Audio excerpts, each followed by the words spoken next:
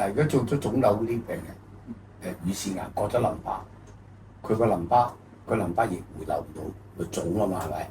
所以醫生咪有叫佢搞啲相對嘅運動㗎。哦，係咪而家醒覺完之後，你而家做咩運動啊？我而家咧就嗱，我都168緊嘅，哦咁啊168咗都好多年㗎啦。我而家就食2餐啦，即係中間個朝早嗰餐就飲水暖水啦。然之後咧，我就本身就行即係主要快走啦，因為我隻腳曾經有啲燒。我本嚟走咧就1點幾公里嘅啫，結果咧我喺今次喺沙漠入邊識到個兄弟咧，佢教我咧3個3啊，記住，第一要走3公里以上，佢話我走1.6公里唔夠，一日咧最少行3公里以上。第二你心跳去到130下。即係呢樣嘢咧係刺激嗰個心肺功能啊！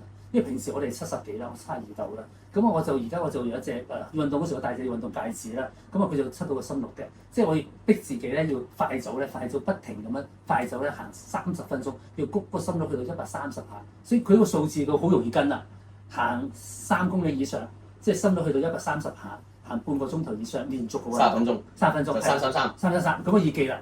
咁我而家就枕住每日都係咁樣啦。咁然之後重力訓練咧，就我自己屋企咧我要買咗對啞鈴啦，同埋買咗幾多 kg 啊？我呢個做緊而家2個夾埋20 K 度啦，每隻10 kg。係，好少嘅啫，喺屋企舉下啞鈴咯。OK，咁啊，做完有咩感覺咧？精神啲咯個人，同埋開心咗啲。因為做運動咧分泌嗰啲咧，即係多巴胺多巴胺係啦，其實令人開心嘅，即係好過你咧去靠 shopping 啊，或者去打牌啊嗰啲開心嘅。虛嘅係啊，嗰啲其實對身體冇益。